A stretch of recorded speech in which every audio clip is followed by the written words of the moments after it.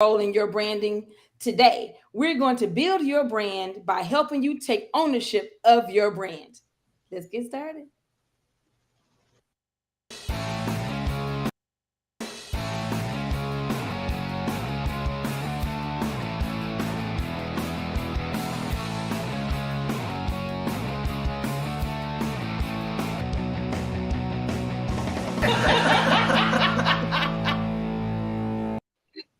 Hey, welcome to the show. We are joined by two amazing individuals, Miss Bonnie Chomica and Mr. Bob Taylor, and I'm your moderator. Yo! Glad you're here. And just in case you were wondering, it's not just three of us on the show today. It's three of us and it's you. So make sure you chime in from the couch, comment, and be a part of the show. It won't be the same without YOU.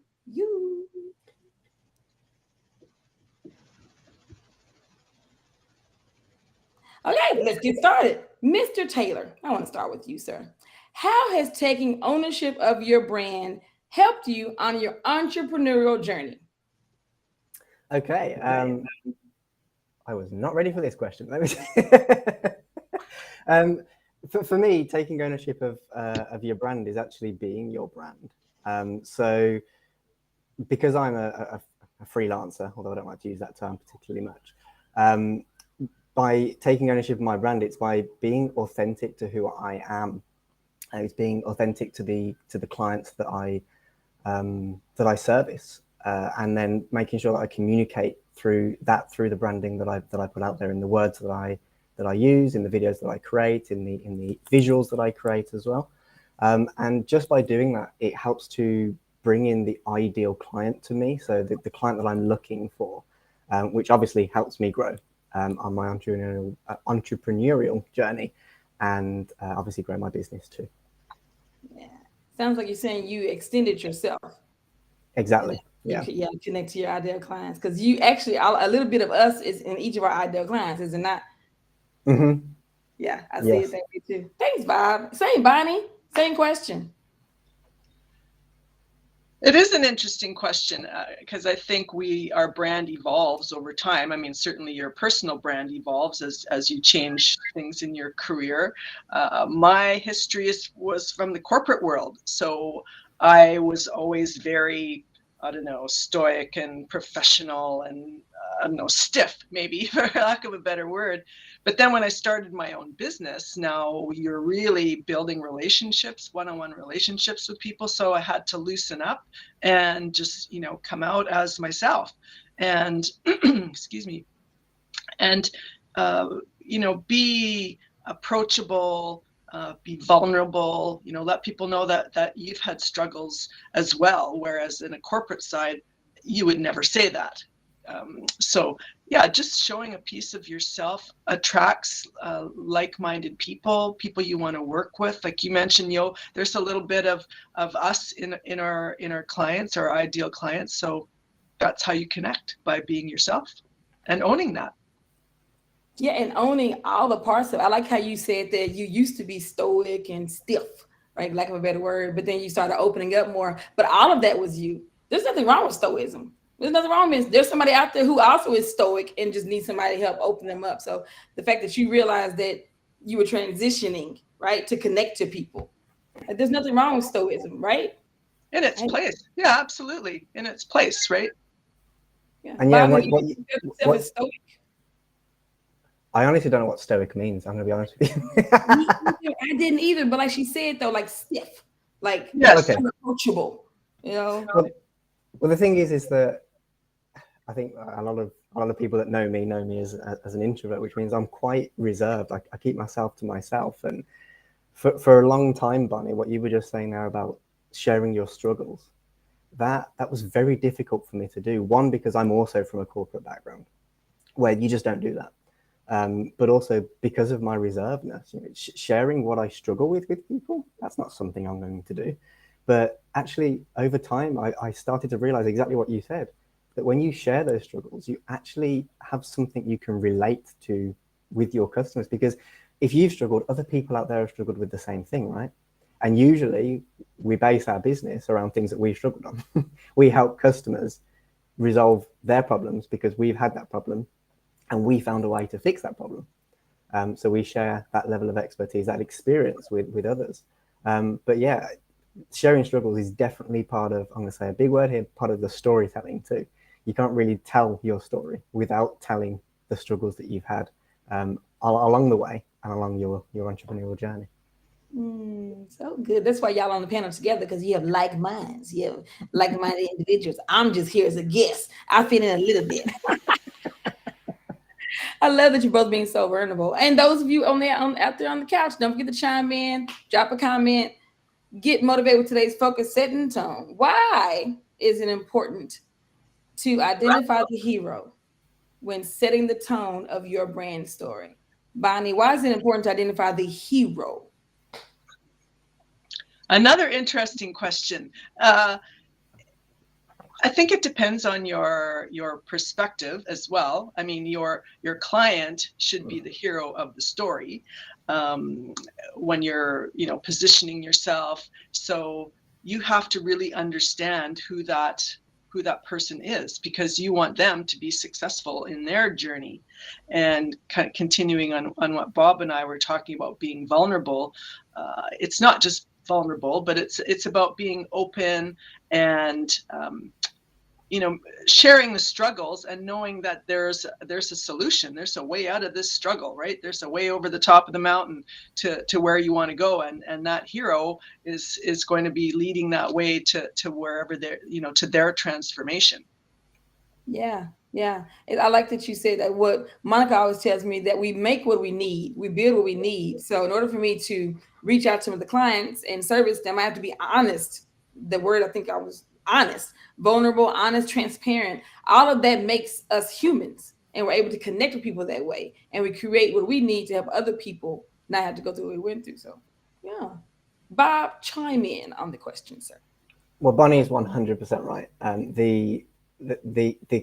The hero of your story always needs to be the client, and you are the guide in the story. So if you know the story cycle, there's lots of them, lots of different versions, but the story cycle always includes the hero's journey to hitting rock bottom, then coming back up again when the guide helps them. You're the guide in that solution, in that scenario, because you're the person who has the solution that's going to help that the hero, your client.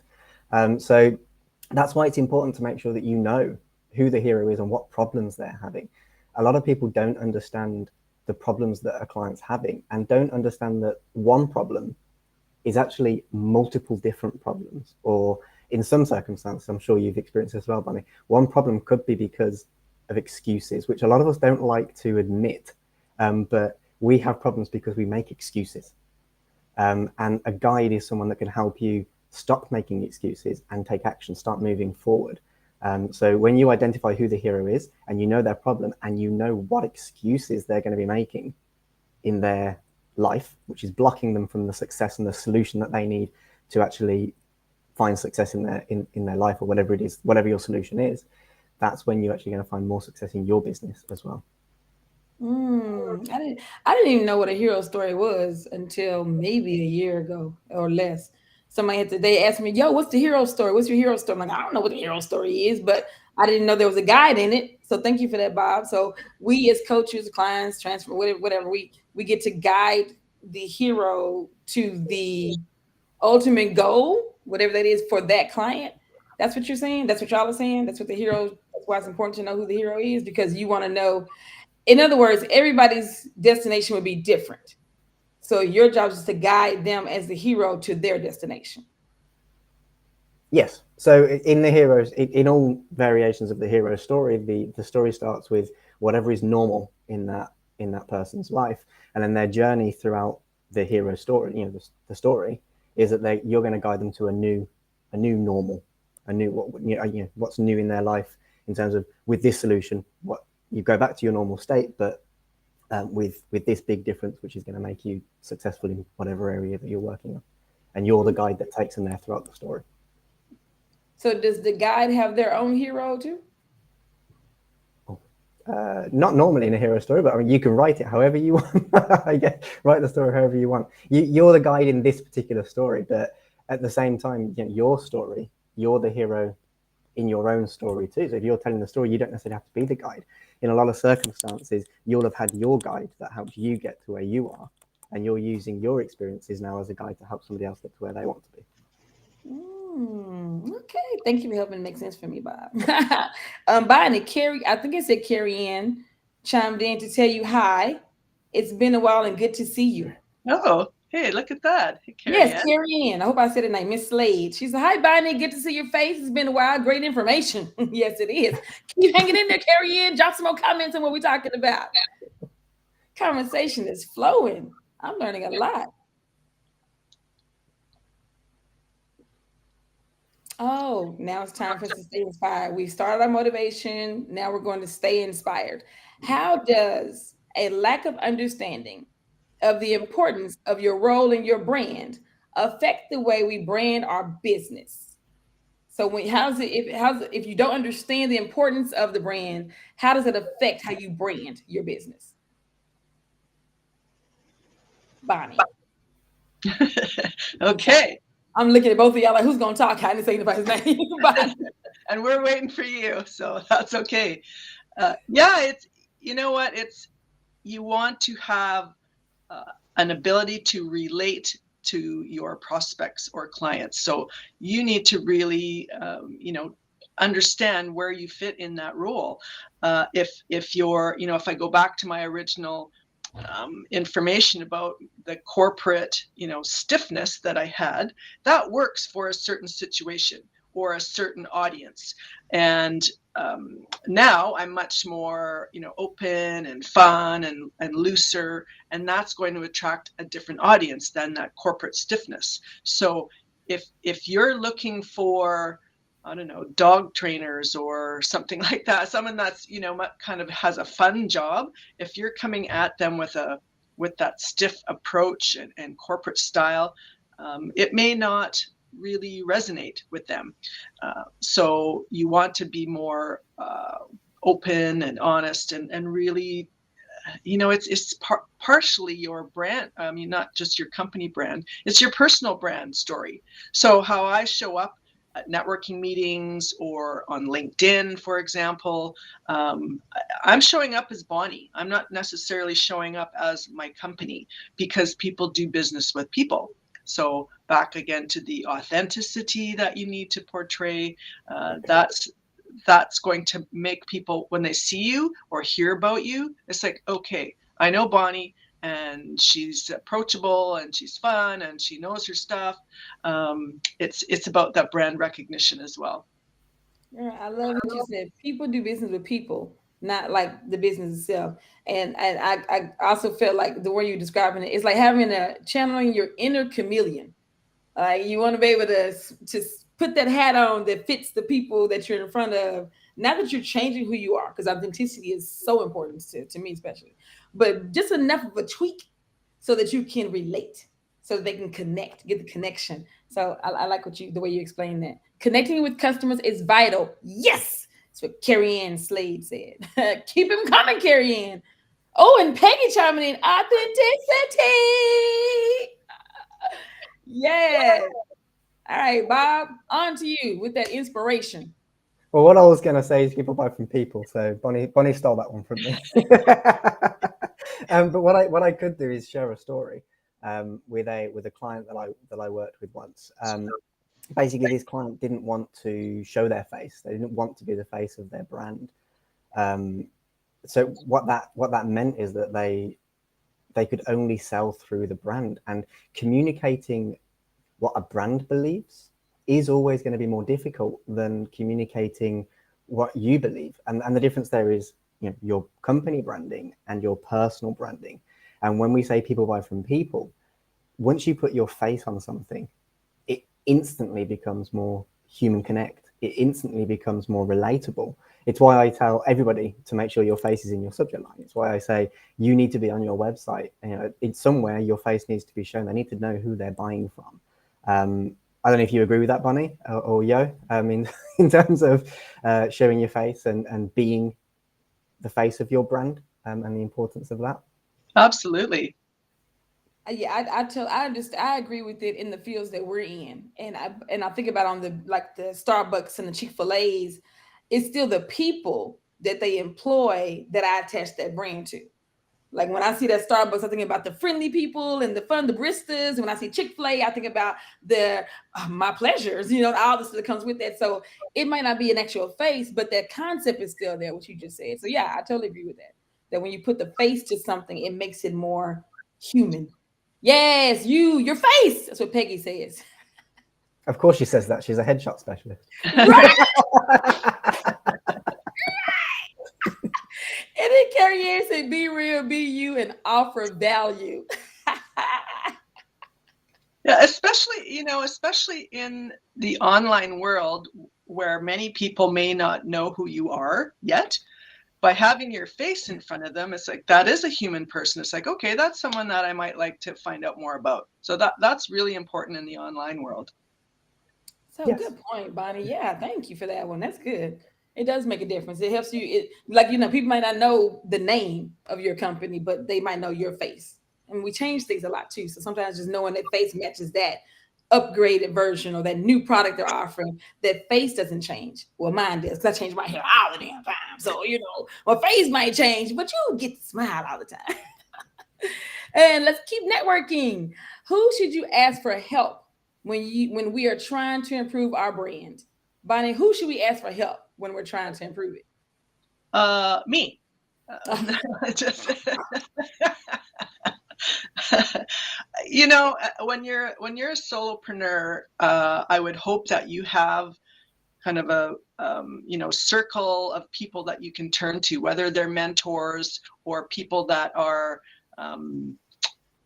sort of your equal, your peers. You can ask your networking group people, your clients, and get that input, that unbiased second opinion of like, because you may want to portray something, but if that doesn't make sense or it doesn't resonate with someone, then you're going to be spending a lot of time and energy not connecting with people. So you need to have that circle of people that you can turn to. Yeah, I love that you put yourself in there. That's right, girl. You are the most important person in your brand. And like you said, connecting with networkers, like fellow cohorts. And I think I mentioned in the sessions of the conference this weekend. And it's also important to connect to the people that are mentoring us and the ones we mentee, because all of us are important. We all have that value, and asking for help from both ends, so to speak, really gives you that solidified help you might need to, you know what I mean? No, I was trying to say. Peggy chimed in a lot. I didn't get to read it all. Carrie Ann saying, I have two businesses. One is all me as a brand on YouTube, and the other is Tupperware. But this applies to both. Girl, I sold Tupperware too way back in the day. And Mary Kay. Carrie Ann, you and I should talk. Bob. Yes, I 100% agree with Bonnie, and obviously there's always a chance for some shameless self-promotion with that question. Because obviously if you want to help communicating your brand, then you want to work with a writer, and we're both writers. So and under those circumstances, that's what it is. But there's something I learned recently, and it was only after reading it so many times in so many different places, and that's that when you want to get somewhere, hang out with people that have done it. Talk to people that have already been through what you're doing. When we were talking about that hero story a minute ago, talk to whoever is a guide on your journey. Communicate with them, because that's going to help you be a better guide in what you're providing as your service. So hang out in areas where the success, somebody's already had the success, because you're going to learn so much from those people. They've been there, done that, as they say. Oh, I like that. As you were thinking about, like, you look in the mirror and find the person who is on the other side of the mirror that you want to be. Is what I know. No, like not the person I am right now, but let me find that person who, when I look in the mirror 5 years from now, that's the person I want to see in the mirror. That's the person I want to go find, so I can ask them, probe their, tap into their brain and see how they got there. So good. Thank you. This is an awesome conversation. I think I saw Ms. Henderson put that out there. Awesome conversation. Yes, it is. And as a Bonnie and Bob 100 B&B, you both do something a bit different, though. Oh, that's what Monica was saying. Yeah, you both do something a bit different as writers. So yes. Carrie Ann said, I had a pole dance studio when I last saw Bonnie. I love Carrie Ann. Yeah, she's a great gal. Yeah, this is a good conversation. Yes, hang out with a guild in your service success and a guide. Hang out with a guide in your service success. That's what Peggy is saying. I agree. This is so good. Look at this. We got so much interaction from the couch, y'all. We are on point today. Let's get this K going. We got knowledge. Let's gain some knowledge. Ladies first. I'll go ahead with ladies first. Miss Bonnie, share one tip to build your brand. Now think about it, because you got a lot in there. I know, but just one tip. One tip to build your brand. Be consistent. You can't, back to my stiff and loose scenario, you can't be many things. So for your brand, you need to portray that and position yourself across all platforms, online or in person, or when you're servicing clients. I guess it comes back to that authenticity. It's like, be the leader. You're the leader for your client. And that doesn't mean you are like their boss kind of leader. It's like people want to be led. That's why that's why they come to you. They need your support. So if you're consistent all the way through from attracting prospects to collaborating with other people, however you're getting your name out in your business, you need to be consistent. Because if all of a sudden you show up on a platform and you've got a whole different story, then that's going to be confusing for people, and they're likely going to stop following you. Consistency is key, and it does tie in with authenticity and consistency. Being authentic is just being who you are, like being your true self, but you want to be consistent in that. And as I said earlier about the chameleon, is if you're able to kind of, go in and out, both like I said about you loose and stiff. If you're able to kind of tap into both of those and that's who you are, then still be consistent in that. But if you are a stoic person and all of a sudden you come in with this, oh hey, it's rainbows and unicorns, and everybody's like, what? Or vice versa, that's not consistent. So I love what you said about being consistent, and Peggy does too, and so does Carrie Ann. Consistency is key and hard to do. Carrie Ann, you're not alone. It is majority of people in this world's biggest challenge is consistency. So you're in good company, sis, because I'm one of them. Be consistently you, all of you. Yes, that's what I was trying to say. Wait, it's something about Monica. All right, Bob, what is one tip you would like to share to build your brand? I'm going to give you the tip that I'm currently working on myself. And that is just, it's my word for the last 6 months of 2022. And if any of you have spoken to me recently, you probably know it. It's visibility. Just be visible. For far too long at the beginning of growing my brand, I wasn't growing my brand. I thought I was. I really did. I really thought everything I was doing was having to grow my brand, but I wasn't being visible. I wasn't out there. I wasn't using social media. I wasn't going to things like this to grow visibility. And that'd be my tip for today, is just be visible and be consistently visible, to jump on Bunny's bandwagon there. And just as an extra tip, if you don't mind me jumping on that, Bunny, for me, the consistency issue I have, just in case anybody else can relate to this, is I say I'm going to do something. For example, I'm going to send out an email every day or every week or whatever it might be to my list to help teach and educate them. But then you do for the first couple of weeks, and then something gets in the way and you're no longer consistent with what you're doing. And one thing that I've learned that can help to do that is I wanted to start sending daily emails. I'm a writer. I think that's what I should be doing. However, I know that is so unrealistic as a goal. Peel back, and I'll set a goal that is so low, you're going to achieve it. And I've spoken to you about this, from a fitness perspective too. It applies in exactly the same way. Just set a goal that is so low, you can achieve it. I know I can send one email a month, 100%. So if that's my goal, do it, because then you achieve it. And then you start to grow consistency. Then you can move it to twice a month. Then you can move it to once a week. Then you can move it to 3 times a week. And in 6 months, you start sending more emails. But if you've just gone in with that original goal of I want to send daily emails, or I want to send 3 emails a week to my list, 6 months down the line, you're still in the same position, failing having to ever have hit consistency. So I know that you're going to want to expand on that, because that's your thing. Go on. I'll pass the baton. I wish it was my thing. I'm sitting there going like, oh, he is preaching to the choir. First I was going to tell you, yeah, you need to be visible, because that face got to be seen by everybody. That's what I was first going to say. Put that face on everything. Then I was like, you talking to me. I have not been consistent, and I have not eaten my own words that I did share with you about fitness. Just put your shoes on in the morning. Remember, I said, just put your shoes on. Put your shoes on for a week, and then you can do things like get dressed, go for a walk around your kitchen, little baby steps. Baby steps. Thank you for reminding me, Bob, because I needed to hear that today. Thank you. And I've seen you on LinkedIn. You've been visible. I saw you. I was like, so it's working. I'm so glad both of y'all were with me today. I learned a lot in this little short session. Oh, and then Monica said that you were the best kept secret, Mr. Taylor. So this is good stuff. Waiting for my next thing. I would talk more and more about consistency, because I think that's what we all need, honestly. It's like little tips on how to be consistent, but that's not the show. That's another show, another time. Come to the conferences. You'll get more info. It's time for announcements.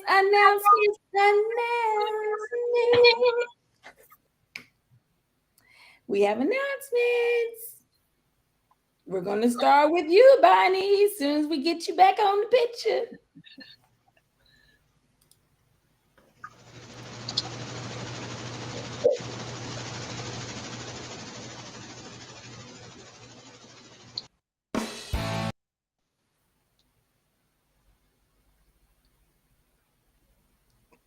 I do love that song.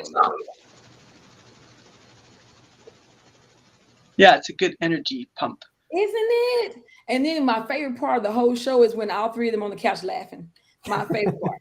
I can never get enough of that. It's like all of a sudden, because you just feel the joy that comes from that. Those brief little seconds, it's like natural. I love laughter. That's why I tell all those crazy jokes, because I just like to make people laugh. Bonnie, okay, here you are.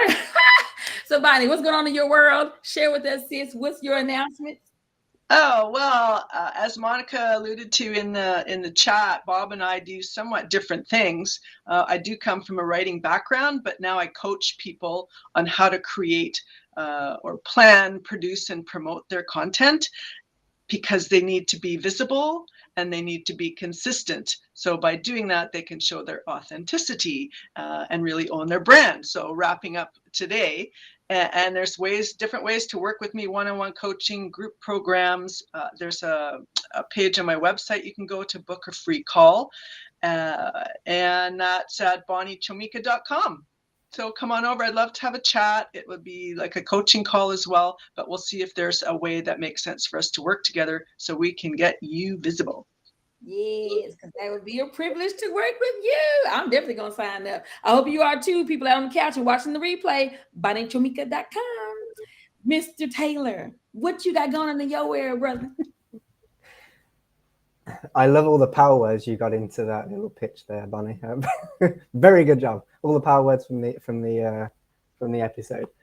So very, very similarly, I do something different. I'm a conversion copywriter, so it's all about obviously making sure any content you're putting out there converts, whatever that conversion means, whether it's engagement or whether it's making sales or booking calls, whatever it might be. That's kind of my area of specialty, and specifically in the email marketing area.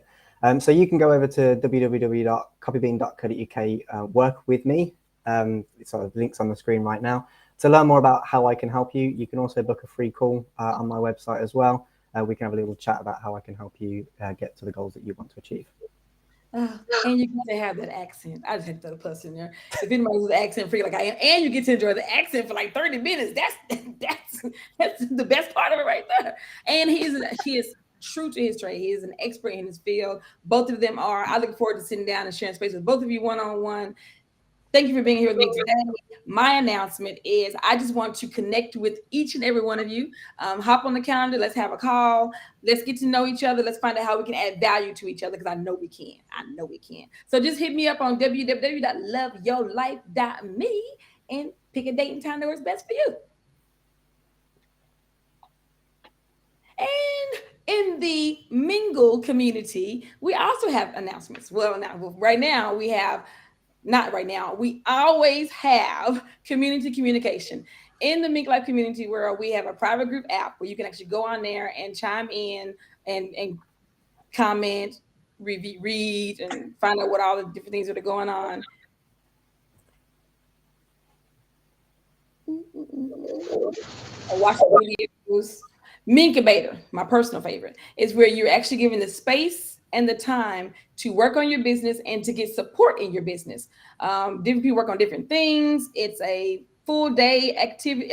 You have opportunity to be in there up to 4 hours a day. It's come and go. I don't want to give you too much, but you definitely want to jump in and hang out with some of us and work on your business in your pace, your style, with support in the Minkubator community co-working. We have community collaboration, as you're being experiencing right now. The live show is twice a week. We have a podcast for the extension of this show. We have publications like the newsletter. So there's a collaboration efforts. There's also news feeds and ways to support each other in the Mink World community on the news feed.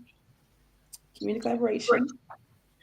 And if you have yet to join one of the conferences, you have missed out, but don't worry. You have a chance to come in and miss in. The next conference coming up in a couple of weeks. We just finished Los Angeles. You have never experienced a conference like this. That is so true. It's never the same. It's always different. You walk away with a wealth of information, support, new connections. I just can't say enough about the conferences. So if you haven't been there, get there. In my Woody voice on Toy Story, get one. Get to the conference.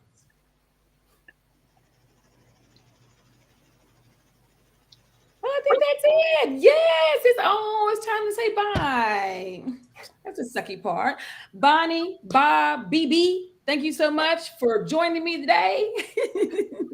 Thank you for hosting. You've been great. Thank you, Yo. Yeah, it's been fun. This has been fun. Thank you, Carrie Ann. Thank you for joining us on the couch. You as the couch, also thank you for participating with us. If you didn't get a chance to chime in, that's okay. You can watch the replays and still comment. Thank you for joining us. Thank you for sharing space with us. If there's nothing else, I believe it's time to say bye.